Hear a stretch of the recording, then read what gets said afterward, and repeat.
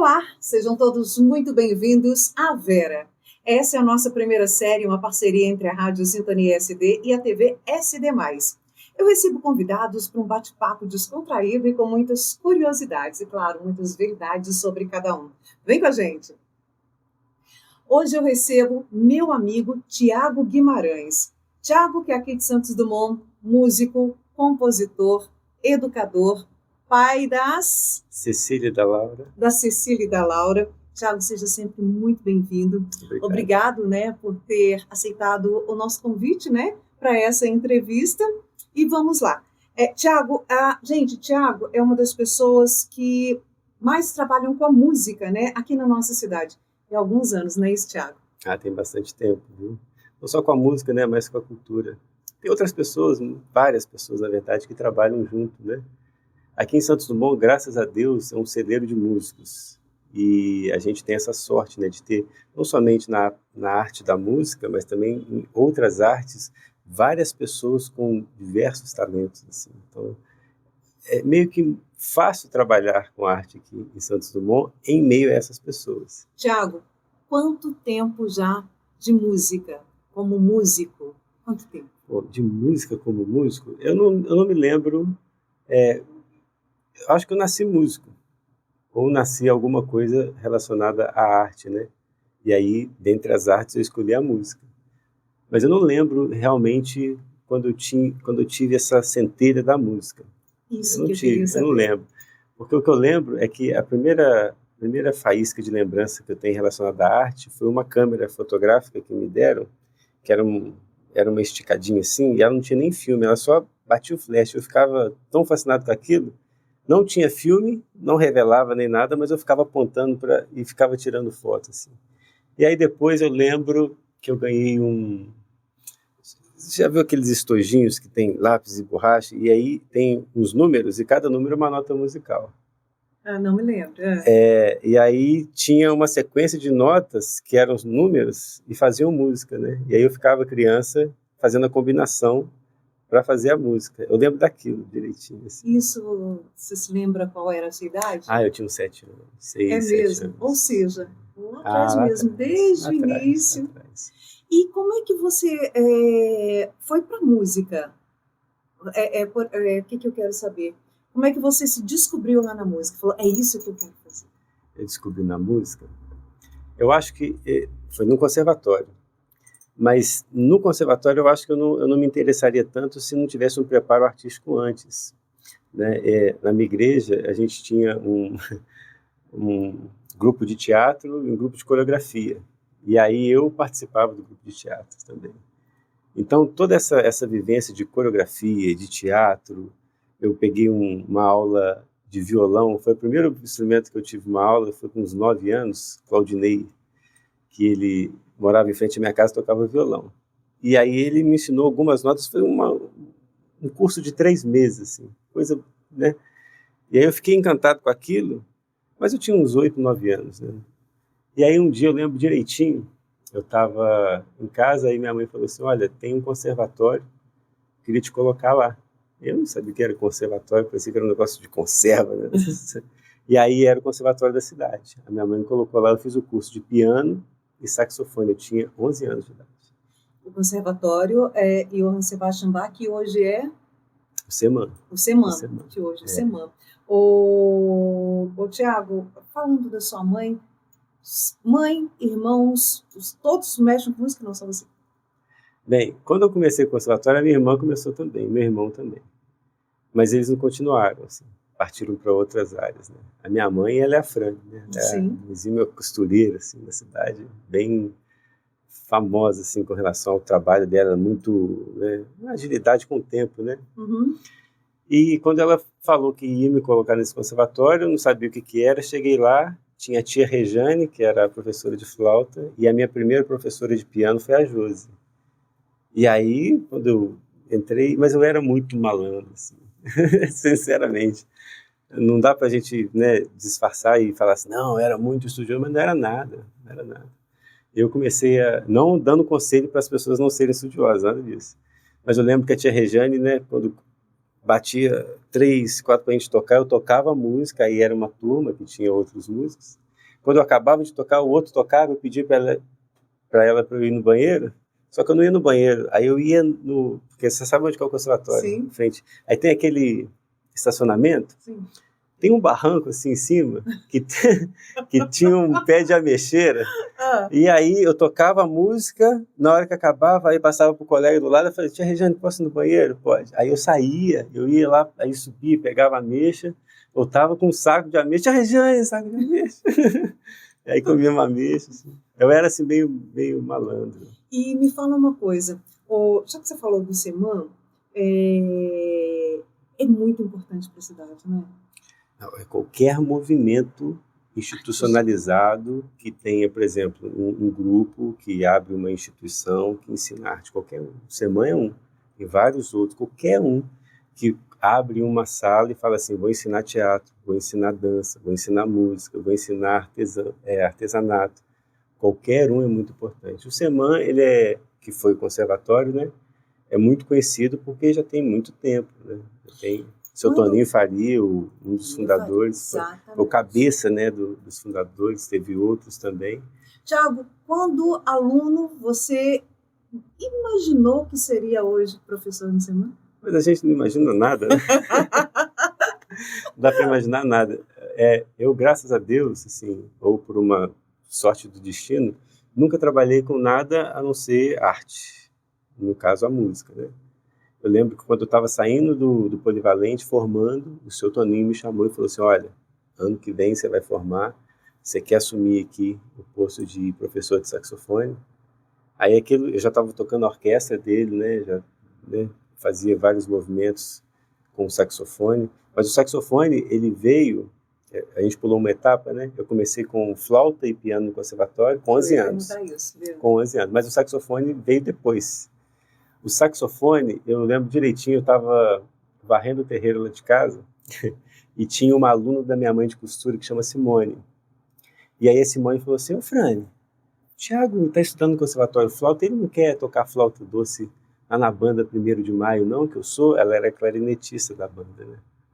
Aí eu falei assim, a mãe me chamou, falou, você não quer ir para a banda, não? Eu falei assim, posso ir. Aí eu levei uma flauta doce, a flautinha doce. E estava na época do Titanic, né? Titanic estourando. E o único arranjo que a banda tinha era do Titanic. Aí, né, eu ia para a banda, o ensaio da banda, era sexta-noite, sábado de manhã. Chegava lá, tocando Titanic. Aí passou um mês tocando Titanic, 2 meses tocando Titanic, o único arranjo era o Titanic. Aí um dia, né, o maestro Carlos Gomes, eu cheguei para ele, depois de quase 4 meses, eu falei assim, olha, eu vou sair da banda, né, porque não tem outro arranjo para flauta. Aí ele falou assim, não, espera aí, que no final do ensaio você vai no lugar comigo. E o lugar era a casa dele. Aí acabou o ensaio, ele me levou na casa dele, que ele morava no quarto depósito. Aí eu lembro direitinho, eu que tinha 14 anos.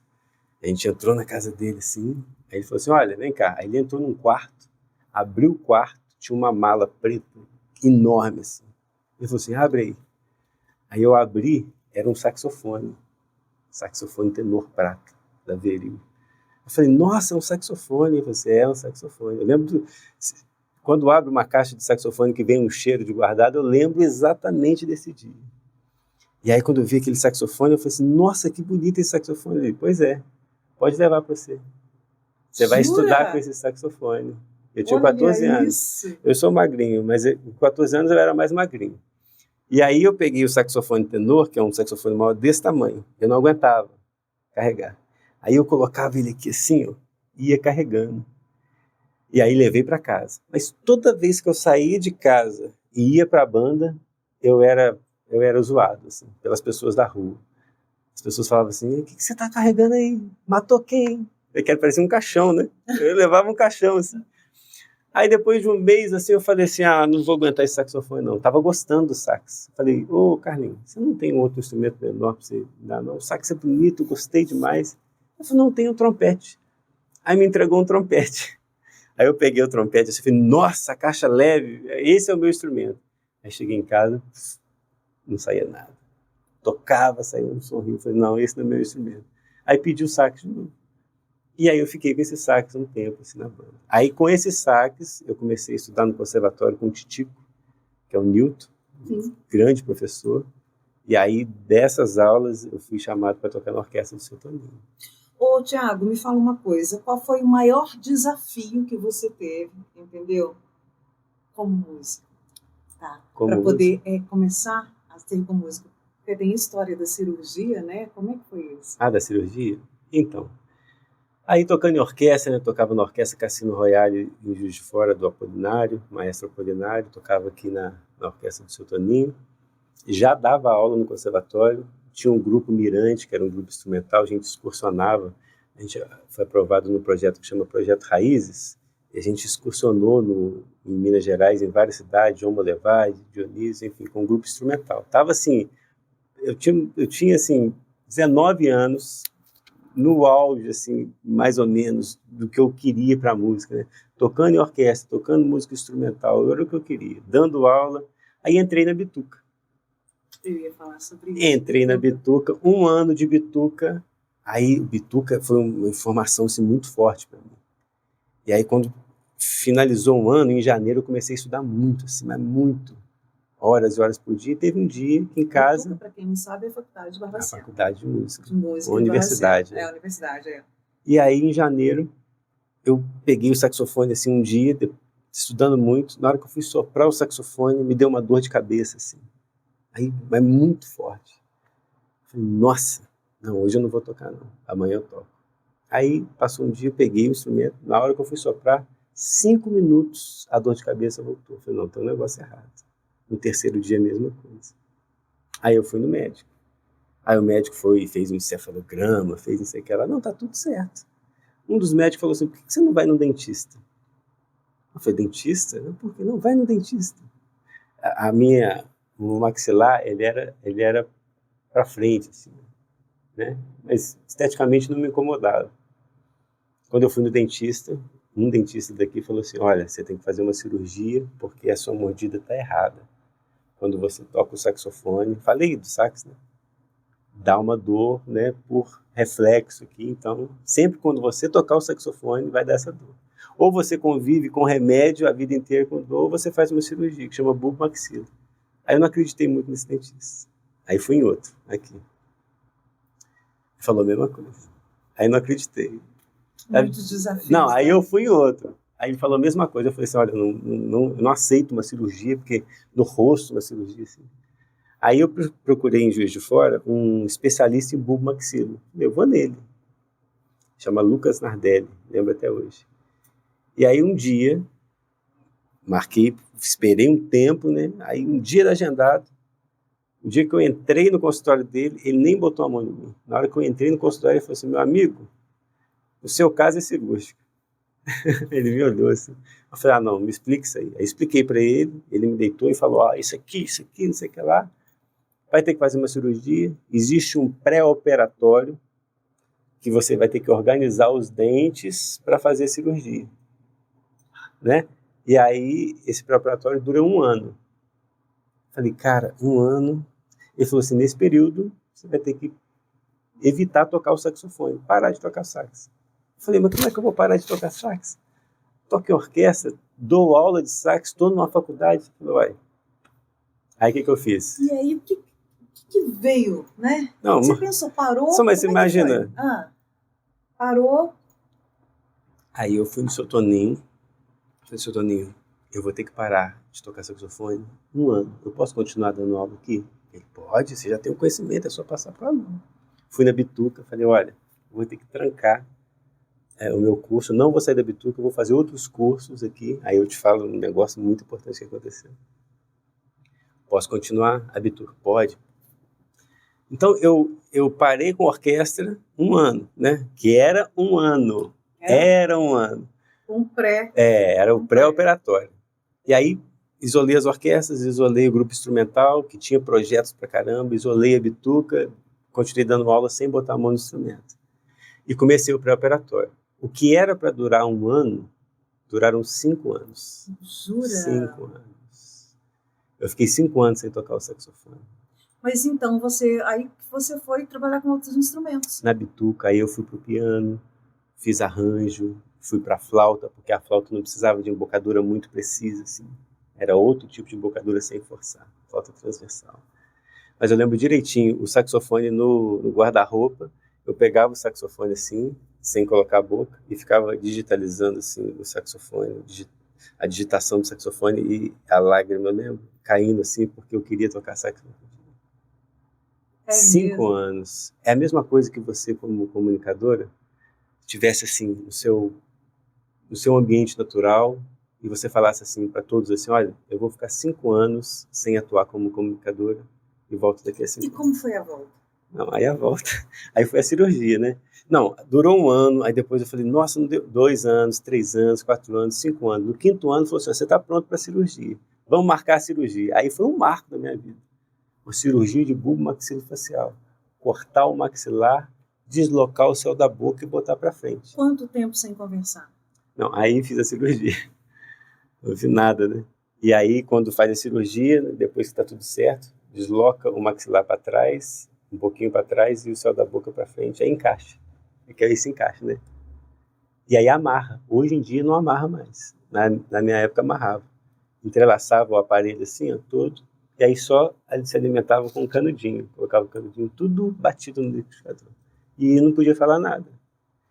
Fiquei 3 meses assim. E aí nesses 3 meses eu falei assim, gente, quando tirar essas amarras eu vou tocar saxofone novamente. O que eu vou fazer? Tem que fazer alguma coisa aqui, principalmente para o município, né? E aí eu comecei a pensar. Aí eu lembrei que quando eu tinha 9 anos de idade, a mãe me levou na Praça Central aqui para assistir um conjunto. Esse conjunto era de choro. Esse conjunto era o Carinhoso. E eu falei, caramba, o Carinhoso não toca mais, o Carinhoso parou. Falei, então vou fazer um grupo de choro. Nunca tinha tocado choro. Nunca tinha tocado choro. Isso era 2011. Falei assim, vou fazer um grupo de choro. Aí peguei um caderno e comecei a desenhar. Grupo de choro. Onde? Tem que ser um lugar democrático. Onde vai o rico, o pobre, a criança, o idoso, o adolescente. Onde seria isso? Na praça? Um lugar democrático é na feira. Seria semanal, quinzenal, mensal? Vamos colocar quinzenal. Aí fui desenhando o projeto assim. Quem que eu vou chamar? Pandeiro, violão, cavaquinho, flauta, saxofone. Nasceu o projeto aí. Nasceu Feira com Feira Choro. do Choro. Eu estava de boca fechada. Que quando eu abri é a boca... patrimônio. Hoje é patrimônio municipal. Tombado. Orgulho, né? Muito. Demais. Quando eu falo da cirurgia, as pessoas falam assim, nossa, deve ter sido horrível para você. Foi uma bênção para mim. Porque se eu continuasse com aquela atividade louca de orquestra, de grupo, de tudo, eu não teria aquele ócio criativo. Existe um livro que se chama Ócio Criativo. Que aí você começa a gerar ideias que são ideias genuínas, né? E aí, quando eu comecei a desenhar esse Feira com Choro, eu falei assim, quem que eu vou selecionar? Tinha vários amigos músicos, né? Então eu peguei os potenciais alunos e amigos. E aí, assim que desamarrou minha boca, eu liguei para eles. Falei, olha, estou de volta, quero montar um grupo de choro, vamos ensaiar para a gente tocar na feira. Feira com Choro tem quantos anos? 11 anos. 11 anos. Foi em 2012 que começou. E aí, no primeiro ensaio, ninguém tinha tocado choro ainda. Falei, olha, as músicas são essas. Eu não sei o que vai dar, mas eu quero, porque o Carinhoso é uma marca na cidade, quero resgatar o Carinhoso. Somente isso. O que o Carinhoso fez, vamos fazer. E aí, é aquela coisa da modelagem, né? Modelagem. E aí, na hora que tocamos a primeira música, nossa. Foi. Falei, gente, é isso. É isso que a gente tem que... Aí, a inauguração foi em 2012, 5 de fevereiro, um domingo, 5 de fevereiro de 2012. Eu estava muito nervoso. Porque quando eu... Isso é bom com datas, né? Não, essa é porque é marcante, né? Quando marca, Porque quando você compartilha um ideal, um sonho com alguém, as pessoas sempre te botam alguma coisa negativa, né? E todos... Tem isso, né? Tem, mas é bom. É bom, porque ou te para... ou te faz avançar. É verdade. Né? É verdade. No meu caso, sempre me faz avançar. Se você quiser me botar para frente, é só tu falar que é impossível. E aí falaram comigo, cara, você vai tocar choro na feira? Você tá maluco? Vai dar só mendigo. Os feirantes vai brigar com você porque eles querem vender, vai ter som na cabeça deles. Eu falei, não, vai ter. Só que eu fiquei muito nervoso um dia. 5 de fevereiro. Falei, gente, estamos aqui, todo mundo de branco, chapéu panamá, sapato preto. Estava lá, ó, a roda de choro. Formado por o Luiz Conrado, Jorge Luiz Conrado aqui, na percussão, eu de sax soprano, Luiz Andressa de sax tenor, Gabriela Amorim de flauta transversal, o Rafael Jung do cavaquinho e o Alisson Vasconcelos dos 7 cordas. Foi o primeiro dia, assim, 5 de fevereiro, todo mundo moleque, muito nervoso. Quando começamos, eu pegava o microfone e tremia assim. Senhoras e senhores, aqui é um projeto que se chama Feira com Choro. Nós vamos começar agora. Mas a hora que você vê as pessoas lá aplaudindo, você é músico, você está acostumado com isso, né? Em trabalhar na noite também e tal. Acostumado com os aplausos, né? Mas esse em especial, Thiago, quando você está lá se apresentando, né? Tá todo o pessoal lá se apresentando, entendeu? Dá para poder captar a emoção das pessoas? Minha filha, se eu te contar as histórias do Feira com Choro. Dá, isso! Eu nunca, isso na verdade, eu te falo uma coisa, eu nunca toquei em um palco separado do público com tanta emoção como eu toco Feira com Choro. Pelo que é o choro na feira. Eu lembro as pessoas se emocionam, né? Não, eu vou te falar um só acontecimento. Tem um dia que eu fui tocar lá, e a gente tocava quinzenalmente. Se tivesse sol ardendo na gente, a gente tocava. Se tivesse chuva, a gente tocava. Neblina, a gente tocou em intempéries. E aí, um dia, tocando, o céu estava limpo, céu de brigadeiro, aquela coisa toda. Tinha uma senhorinha, pequenininha, mas toda enrugadinha de óculos. Ela estava assim, com uma sacolinha na mão e parada. Eu falei com o Conrado, falei, olha aquela senhora ali, está muito atenta. E aí o Feira com Choro acontecendo, quando vê, a mulher só começa a fazer assim. E assim, emocionada e secando, falei, caramba, ela está chorando, não posso ver ninguém chorar. Falei, ela está chorando. E eu tocando. Quando acabou, ela chegou perto da gente, chegou perto de mim e falou assim, menino, na hora que ela me deu a mão dela geladinha. Falou assim, menino, você não sabe o bem que você fez pra gente, pra minha família, pra mim. Eu moro aqui perto, estou em depressão há 6 meses.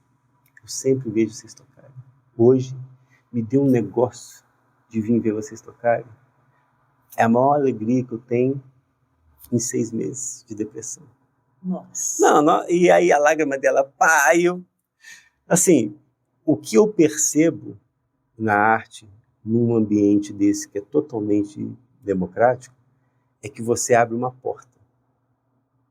E aí a mesma porta que abriu para mim quando eu tinha 9 anos na praça, quando eu vi o Carinhoso, é quando a gente está tocando, a mãe está passando com o menino na mão, e aí o menino quer parar para ver a mãe puxando porque tem que fazer feira. Aí eu falo com alguém assim, falei assim, olha, está abrindo um pacote. Porque eu acredito em pacote. Nós nascemos com vários pacotes dentro da gente, de talento, de habilidade. A gente vai morrer com um monte de pacote fechado, porque ninguém liberou. Por exemplo, você pode ser uma grande nadadora, mas se não te der a possibilidade de treinar numa piscina, você não vai saber disso. Tá passando no Feira com Choro vários moleques, várias meninas. Eles não sabem que eles são músicos. Mas o Feira com Choro, quando ele vê o pandeiro, ele fala, meu Deus, abriu o pacote.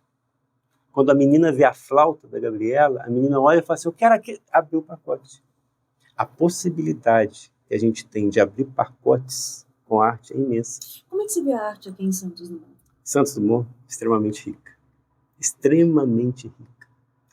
A gente tem os personagens que são os mais famosos aqui em cada área, mas nas margens da cidade existem muitos talentos, mas muitos talentos.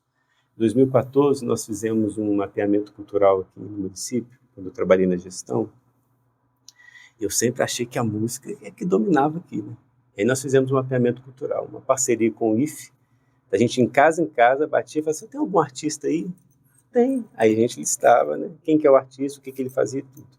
E aí colocávamos numa planilha para ver quantos, e nós fizemos em vários bairros. Quem que você acha que estourou aqui de arte? Qual que é a arte que Santos Dumont tem, mas muito? Eu achava, de forma ignorante, que era música, mas não é a música. O que você acha que é? Chuta, artesanato. Artesanato, mesmo. Mas gritante, assim, mas gritante. É gente que faz bordado, gente que faz várias coisas, artesãos. É o que manda aqui.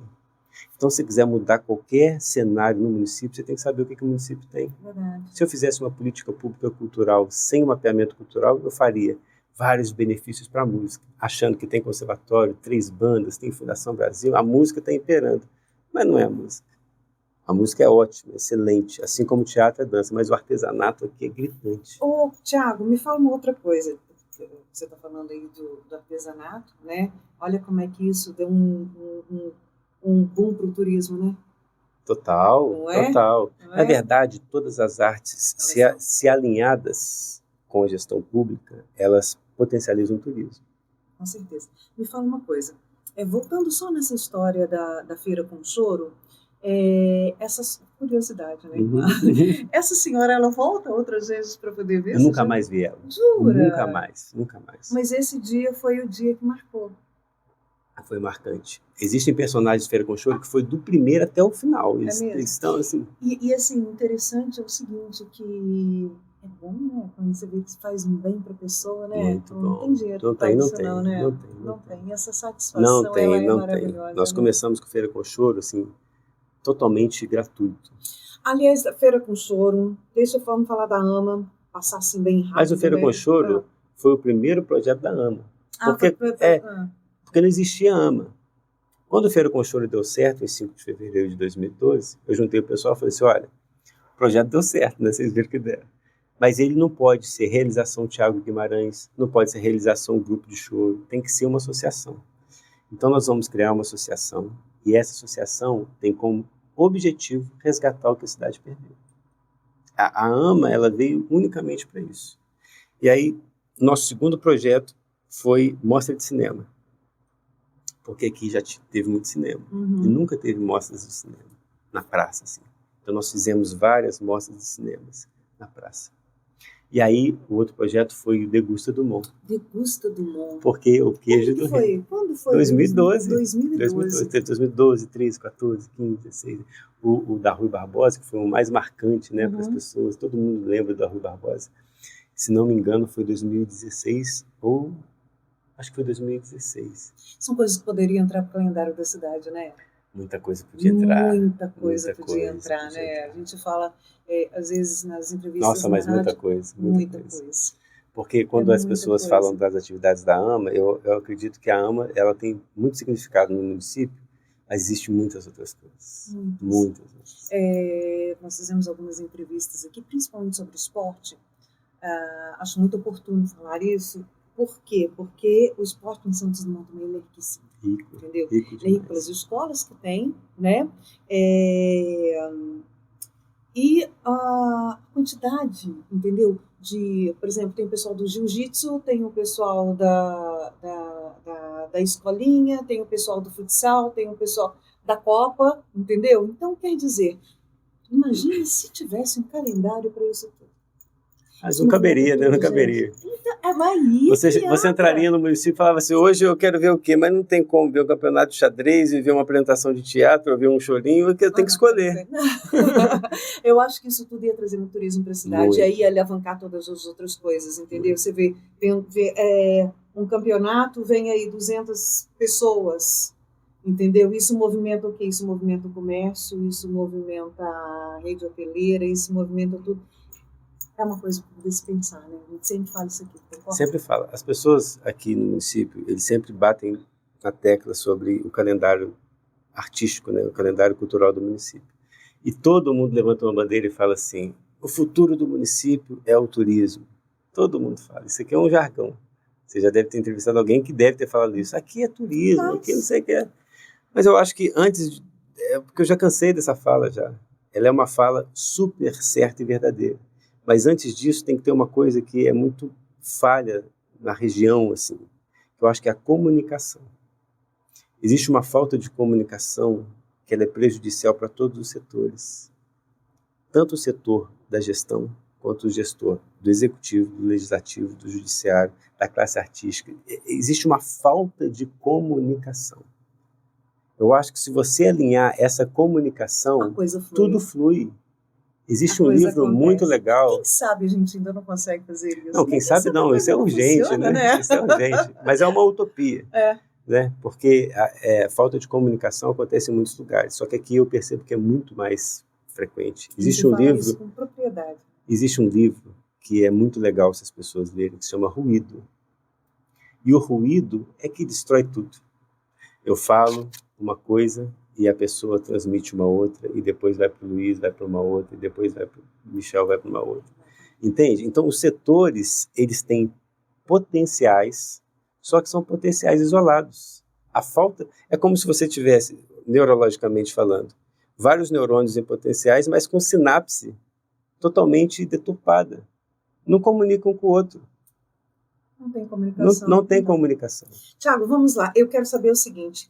Pandemia, músico, como é que foi isso? Como é que a pandemia marcou a sua vida? Bem... Todo mundo, né? A pandemia marcou a vida de todo mundo. Todo mundo. Não é verdade? Então, assim, profissionalmente falando, muita gente cresceu, entendeu? Você, por exemplo, eu descobri novas habilidades na pandemia. A Rádio Sintonia, ela cresceu na pandemia, entendeu? E aí? Para mim... Projetos também nasceram na pandemia, né? Quando eu dou aula aqui no Conservatório de Santos Dumont e no de Juiz de Fora, né, no estadual, no Senfa. Quando surgiu a pandemia, fechou tudo. E aí quer me matar é me colocar no lugar, assim, que eu esteja limitado, né? Eu falei, cara, eu tenho que fazer alguma coisa, não sei o que lá. Eu tenho uma metodologia de ensino que se chama Metodologia dos 7 Pilares, para ajudar um músico a organizar os estudos musicais. Sim. Só que isso é sempre tete a tete, dentro de sala de aula. Eu falei assim, eu vou escrever isso e vou fazer um curso na Hotmart sobre... E aí a coisa aconteceu. Aconteceu.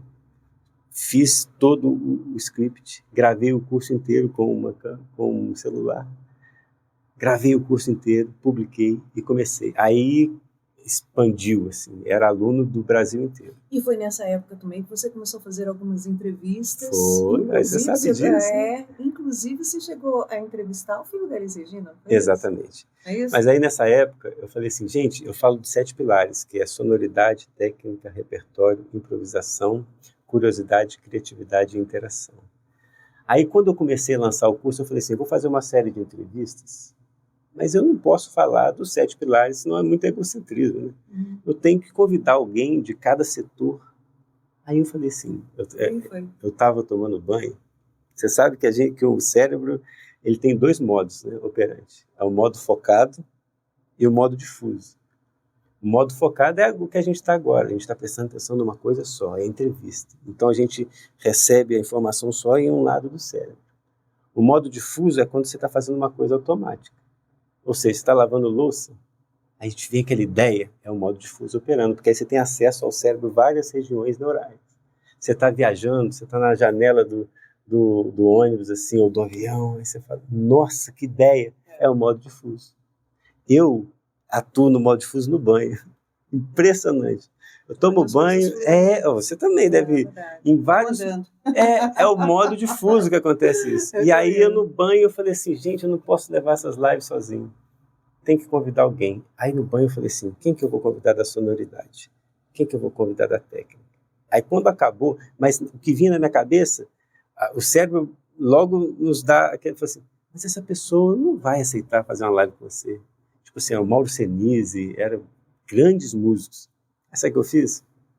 Acabei o banho, troquei de roupa, sentei na copa, peguei um Instagram, olha que audacioso. Fui clicando em um por um do que eu pensei no banho.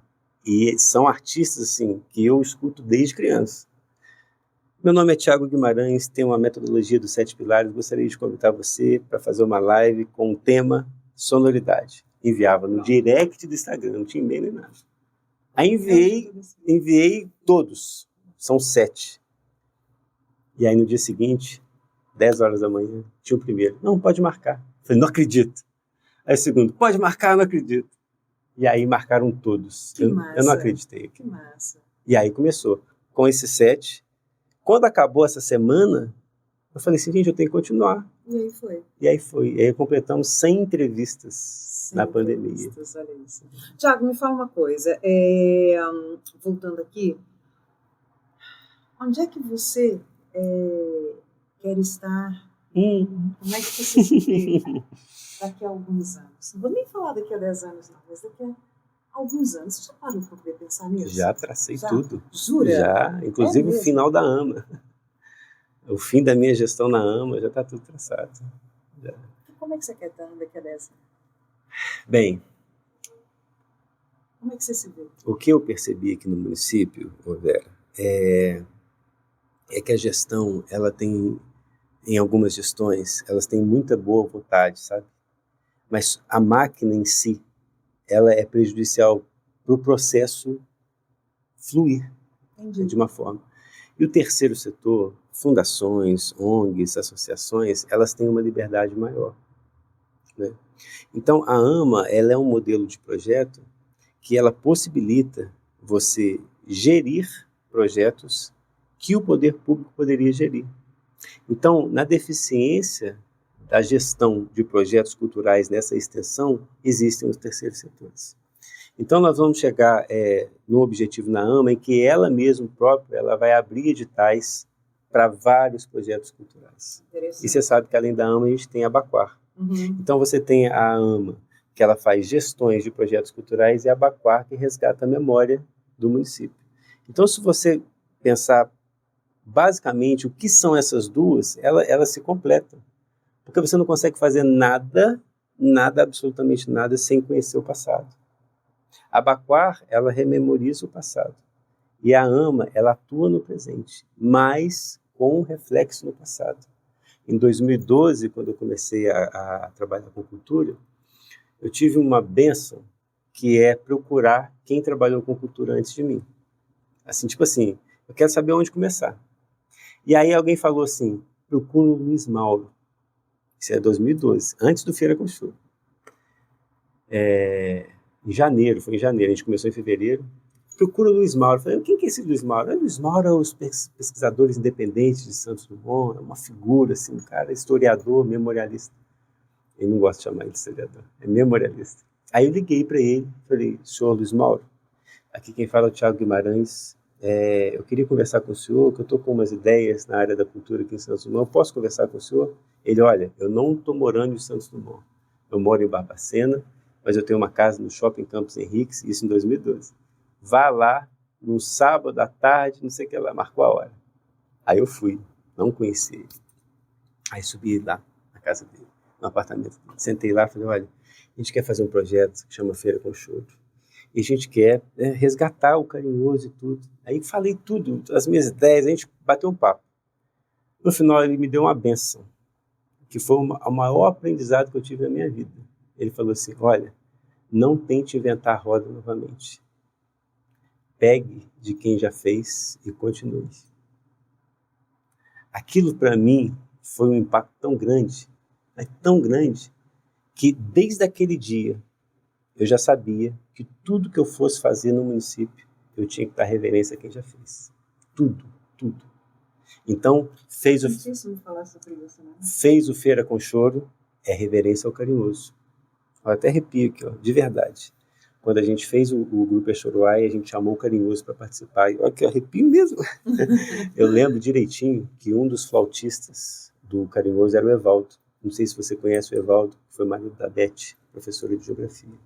Sim. O Evaldo sempre abria as temporadas do Feira com Choro. Sempre. E era uma reverência que a gente tinha com o grupo. Até um dia, foi em 2000, se eu não me engano, 2014 ou 2013, não me lembro. Que a gente estava preparando para iniciar uma temporada. Liguei para o Evaldo, você sabe que você é o flautista que vai abrir com a gente. Né? Aí, não, ok. Na semana, eu estava levando um cartaz lá para a banca do Zezé, o Conrado me liga e fala, Thiago, fatalidade. Tá sentado ou tá em pé? Eu falei assim, tô em pé, então senta. Ele fala, eu tava com um cartaz na mão, ele falou assim, o Evaldo acabou de falecer. Eu falei, o que aconteceu? Ele bateu com o carro. Ele estava vindo na semana do trabalho. Então, quando o Luiz Mauro fala assim, não inventa a roda novamente, isso para mim teve um grande valor que eu vejo hoje, às vezes, algumas pessoas quererem anular o trabalho dos outros para ser o gestor de uma ideia única. Não existe ideia única. Tudo que a AMA fez, ela não fez do nada. Não fez do nada. Se ela fez uma mostra de cinema, é porque teve cinema. Se fez o Leiturama, é porque existe a deficiência de leitura no município. Existem pessoas que já trabalharam com leitura. Se fez o Feira com Choro, teve o Carinhoso. Se fez Degusta do Bom, é porque tem o queijo, né, palmira e doce de leite borboleta. Então, tudo que a AMA faz, ela é rememorando o que as pessoas fizeram. Nada é inovador. Então, sempre que hoje em dia, depois de 11 anos trabalhando com isso, que eu vejo alguma pessoa entrar numa ação cultural, anulando o trabalho de outras pessoas, querendo... mas isso é uma pura vaidade, né? Todo mundo tem vaidade. Eu não estou isento disso também, não. Todo mundo tem. Mas existe uma vaidade que ela oprime as pessoas que já fizeram, porque ela quer ser a gestora de uma ideia única. Não existe ideia única. Não existe. Tiago... O próprio Santos Dumont inventou o avião, mas antes dele teve um monte de pesquisadores. Leonardo da Vinci é um cara que também estava desenhando isso, e ele alimentou-se disso. Como é que você quer ver a nossa cidade no futuro? Como eu quero? Como é que você quer ver? Tá. Música, turismo... Tudo, não, não consigo pensar só em música. É. Não, mas a cidade, eu gostaria de ver uma gestão que tivesse uma comunicação assertiva com vários setores. Iniciando pela própria gestão. As secretarias se comunicarem direito. As secretarias têm que se comunicar. Porque uma gestão sem comunicar com as secretarias não funciona. É o primeiro passo. Depois que alinhou a gestão na comunicação, é a gestão com as empresas. Várias empresas querem ajudar o município, mas não ajudam por causa de comunicação. Então é como se um prefeito assumisse e falasse assim: olha, nesses primeiros 6 meses eu não vou fazer nada. Eu só vou chegar na empresa e vou falar assim: olha, não estou pedindo nada não, mas eu estou falando que as portas da prefeitura estão de portas abertas para o que você quiser fazer para ajudar nosso município. É um café, é simples, é simples. Faz isso com todas as empresas. Abre o diálogo, é comunicação. Depois disso, comunicação com a classe artística. É fazer a ponte entre a sociedade civil com o poder público. Porque a sociedade civil tem asco do poder público, e o poder público tem asco da sociedade civil, por várias brigas, entende? E se você estabelece uma comunicação assertiva... Todo mundo e a coisa flui e todo mundo ganha. Não é perfeito, porque toda ação vai ser imperfeita. Mas se você tem comunicação, você vai alinhando. Tiago, vamos lá. Um sonho a ser realizado. É para mim ou para o município? Para você. Para mim? Você. Um sonho a ser realizado? Meu Deus, mas... Um sonho a ser realizado. Posso falar no município? Quero saber do Tiago. Mas é o Tiago. Esse é o Tiago. Pode. Eu queria um grande teatro aqui. Um teatro que pudesse receber uma orquestra sinfônica nacional. Uau. Com todos os requisitos de acústica, de sonorização, de tudo. Você acha que tem espaço aqui para isso? Tem? Nossa, tem muito. Queria um teatro assim. Porque a gente fala muito de Juiz de Fora, fala muito de Belo Horizonte, Rio de Janeiro, Barbacena e tudo. Mas Santos Dumont é Santos Dumont. Um teatro aqui. Um teatro, mas o teatro. Que recebesse tudo que pudesse. Grupo Corpo, teatro que recebe. Porque aqui falta estrutura. Falta estrutura. Eles querem passar aqui. Falta Mas estrutura. Até quem quer assistir quer passar aqui. Mas se não tiver uma equipe hoteleira para receber, eles não ficam aqui. Então, assim, o meu sonho mesmo é um teatro, mas o teatro. O teatro. Esse é o meu sonho. Qual que é a sua maior realização hoje? Até hoje. Qual é a sua maior realização? A minha maior realização? Não aconteceu. Porque o meu maior desafio no município é fazer as pessoas escreverem meu nome sem H. Meu nome é sem H. Todo mundo escreve meu nome Tiago, com H. Eu não. Não, você não. Mas isso é o meu maior desafio. Eu vejo uma matéria no jornal, Tiago Guimarães, é com H. Eu falei, meu Deus, meu nome é sem H. Ai, Tiago, já estamos chegando no finalzinho da nossa entrevista. E eu quero saber o seguinte, qual a música marcou a sua vida, Tiago? tantas Mas músicas essa no é nome muito da difícil, música, né? entendeu? Aquela que você fala assim, essa música que marcou a minha vida. Essa. Que marcou a minha vida. É impossível falar isso. Vindo de mim é impossível, mas eu posso falar uma que aflora atualmente. Pode? Pode, claro. Ela se chama Bang Zoom, do Bob McFerrin. Bang Zoom. Essa música ela é uma música assim, de melodia simples, mas a roupagem harmônica ela vai mudando e vai ramificando de uma forma muito extensa. Bang Zoom, do Bob McFerrin. Bang Zoom, Bob McFerrin. É isso aí. Uma música mais fácil que você tem assim, que seja no trabalho, né, lá no semana, do seu trabalho, ou então à noite, quando você trabalha à noite. Que música assim que as pessoas mais pedem, mais fácil de tocar, Mas entendeu? pedem. Mais pedem, que as pessoas... Você vê que as pessoas mais gostam de trabalhar com ela. O que você acha? Qual é? Tem alguma? Eu te falo uma que mexe mais com as pessoas quando a gente toca, né? Uhum. Que é o Clube da Esquina número 2. Por coincidência. Que é o Clube da Esquina número 2. É mesmo? Ela tem uma coisa assim, sabe? Tanto harmonicamente quanto melodicamente.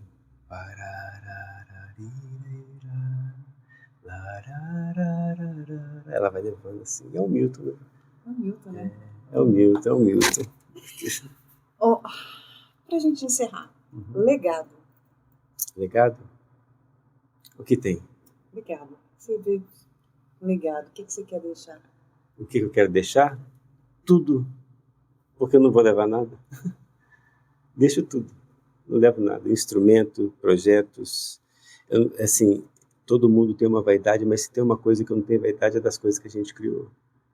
Porque se você me tomar tudo e falar assim, olha, hoje em dia você não vai ter mais Feira com Choro, nada disso, nada na AMA, Abaquá, não vai ter conservatório, não vai ter nada, eu vou te colocar numa cidade lá, tudo de novo.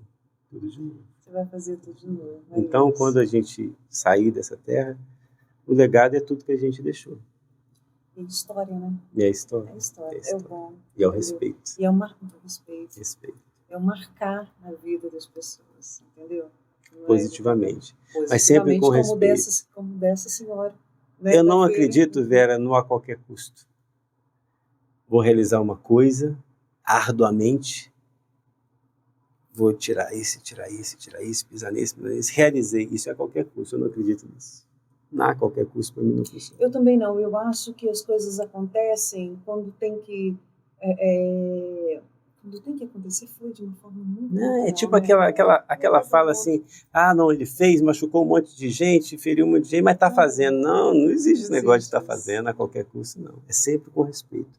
Eu agradeço muito o Luiz Mauro por isso. Eu vou ser eternamente grato a ele. Porque eu era um menino, eu não sabia de nada disso. E olha como que você trouxe nomes de pessoas aqui da cidade, entendeu? Que geralmente nem se fala. Não, mas me perdoe se eu esqueci. Não, na verdade, a gente foi natural, mas existe centenas de pessoas. Vera, se você analisar quem trabalha aqui com arte, você fica apavorado. É muita gente, mas é muita gente. E não é gente assim, gente é nível capital. O turismo tem que ter. Não tem. O turismo tem que ter. Tem que ter. Tiago, quer acrescentar mais alguma coisa? Podemos encerrar? Pode encerrar à vontade. Não. Você quer acrescentar alguma coisa? Quer deixar alguma mensagem? Uma mensagem? Quero. Posso olhar para essa câmera? Respeite as pessoas, somente isso. Tudo que você for fazer, só respeite. Se alguém fez antes de você, traga essa pessoa, converse com essa pessoa, entenda por que ela parou de fazer. Traga ela para o seu projeto. O respeito é a centelha de tudo. E aí o seu projeto ganha de uma forma exponencial. Desrespeito não funciona, somente o respeito. Obrigada. Eu que agradeço. Obrigado mesmo por ter aceitado, né, o nosso convite e conte com a gente por que você precisar. Comigo também, pode contar com a gente. Obrigada. Gente, chegamos ao final, né, de mais uma entrevista. Hoje eu recebi Tiago Guimarães, que é músico e é uma pessoa assim, da arte, né, aqui de Santos Dumont. Obrigado você que nos acompanhou e continue aqui com a gente. Sintonia SD, a sua rádio online em Santos Dumont e TV SD+. Obrigada.